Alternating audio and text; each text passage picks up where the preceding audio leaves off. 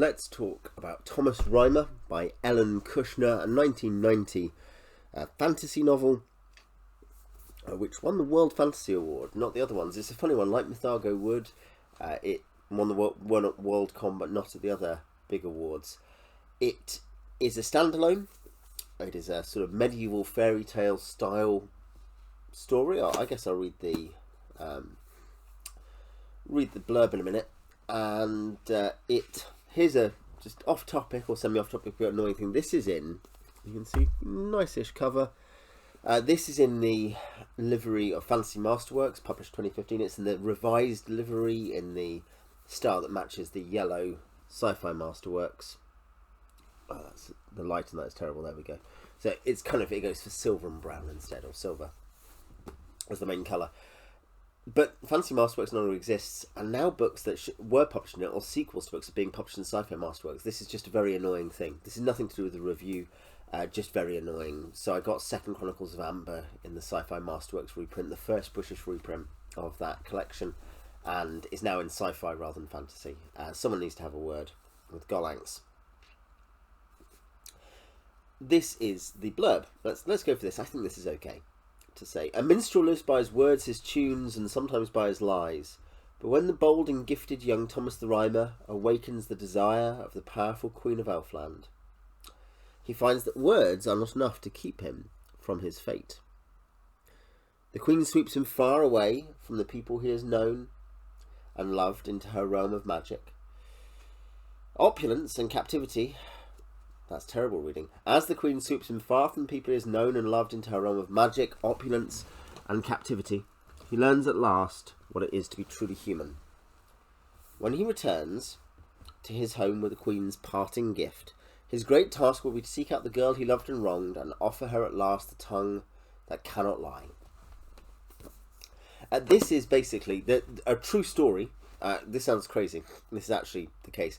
There was a medieval Scottish bard called Thomas of Ercildoune, aka Thomas Rhymer, and he ended up being a landed gentleman with a tower, and it seems that very quickly, let's put it this way, very quickly, possibly even during his life, legends began to spring up, and you get records, in the century or so afterwards, that he had spent 7 years in Faery.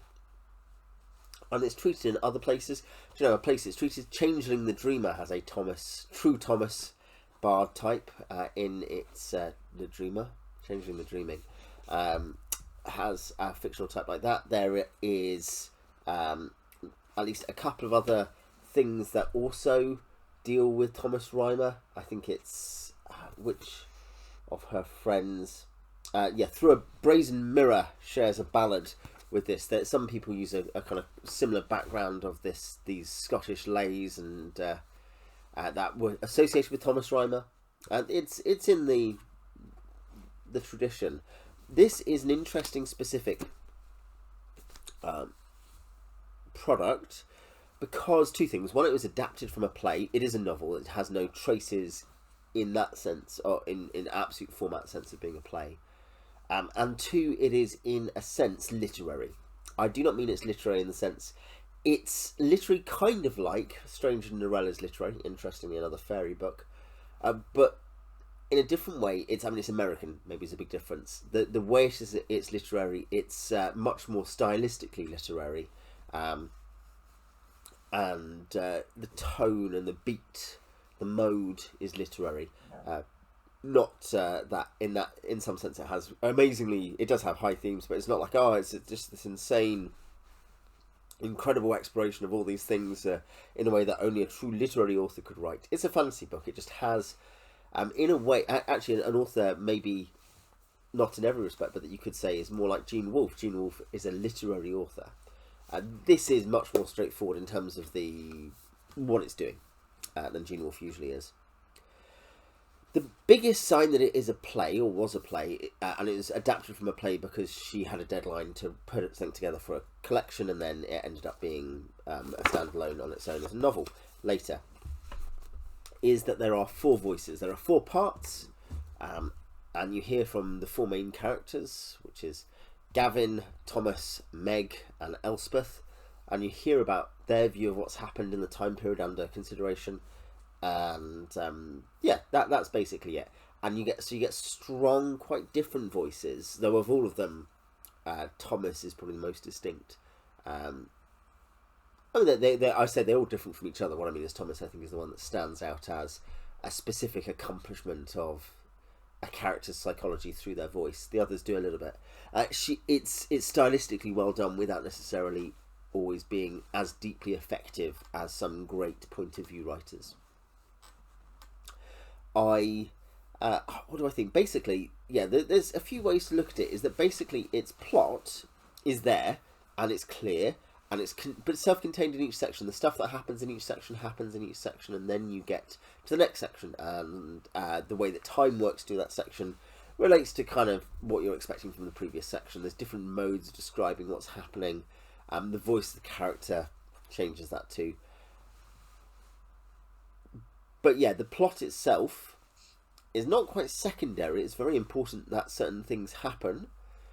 But it's that you see this as the stories of these different times, and then you collate them together and work out an impression you make as the reader of the characters from those things. You know, so you have to enjoy these sub-stories first, then come out.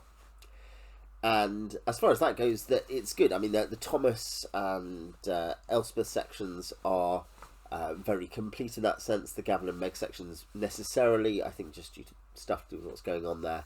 Gavin and Meg are an old couple who accidentally adopt Thomas, basically as an adult wandering bard, and they there's perhaps a less complete. I think the depth and strength of those four characters and the Elf Queen, the Queen of Elfland, is very strong. The Queen of Elfland is a fascinating character, as is just how Faery is depicted. That's really beautiful as a word. Some stuff is actually beautiful, just really nicely written or really nicely depicted, but also just what's going on beyond the mortal world in general is fascinating, strange, confusing, very interesting. The other characters you meet in Faery actually as well, because you meet characters in Faery, you don't meet many characters outside of Faery who aren't the main four. You meet some, but the characters in Faery and the stakes and the plot in Faery is exceptionally strong. It's the strongest section of the whole book by a good margin. It's also, I think, the longest section of the whole book, individual section. Yeah, I thought, I really enjoyed this. I don't know, I don't really know how to rate it. I think I probably gave it 5 stars on Goodreads, because I only give these things as very broad brush things, and anything that's sort of 4.5 and above ends up going to 5. But I think I'd say it's very strong. There's nothing I come away from thinking this was badly realised, or I didn't care, or that was a waste of my time. It's quite short. I mean, it's 258 pages, 259 pages, I guess, of the story itself. Slightly less than that, because that's minus the introduction. Yeah, something like that. 255 pages. It's not very long. It gets through stuff quickly. It's very, very beautifully written. The characters are well realised. The plot, the thing that you're trying to find out and happen, is satisfying. You get to know what happens to these characters. You care about their stories, even though it's... And this is a great bit of praise. It's accomplished efficiently. A great criticism, and this thing I found with Robin Hobb, but is common, and someone pointed this out. It's really the 90s trend, the late 80s to even up to the modern day to some degree, but particularly the noughties trend in heavy fantasy, serious big fantasy series, is they're very long books. There's 13 very long books, and they're all 800 pages. Here, this is 250 pages, and it's so self-contained and effective and good at everything it needs to do, that though I wanted to know more about the world, it wasn't because I felt I'd been let down, it was because I loved what had been done. I think it's fair to say that beyond the stakes of the characters and the specific things going on in the world, the stakes are small, the scope of the plot is small.